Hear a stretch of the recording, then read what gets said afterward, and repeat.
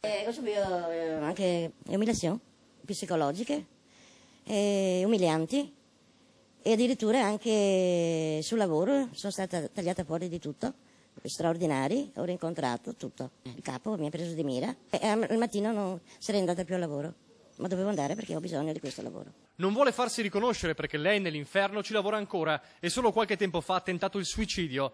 L'associazione contro mobbing le ha dato una mano migliorando la sua condizione, ma ogni passo falso potrebbe rigettarla nel tunnel della disperazione, e questo perché aveva aderito a uno sciopero. Sono in maggioranza donne, operaie oltre i 45 anni le vittime del mobbing nel veneziano, il 53% dei casi, ma non mancano gli uomini. Fanno proprio dei posti, delle stanze apposta per fare lavorare lì senza fare niente, lavorare per modo di dire, perché non fanno niente, per 8 ore si guardano attorno.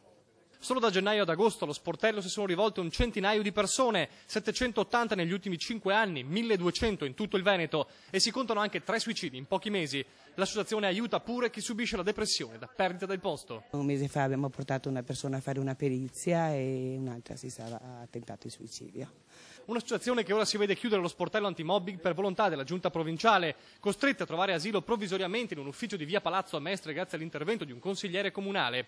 Il contratto scadeva il 30 agosto, spiega il presidente della provincia Francesca Zaccariotto, e il servizio Cacorner costava 30.000 euro all'anno. Ora valuteremo quanto fatto in questi anni e penseremo a come riorganizzare l'agenzia del lavoro. Ma il gruppo non ci sta, continua incessante la sua opera con consulenze legali e psicologiche alle vittime e protesta con un presidio nell'ufficio al centro impiego, che da domani non sarà più il loro. È un fenomeno che crescerà secondo lei? Sì, sicuramente sì.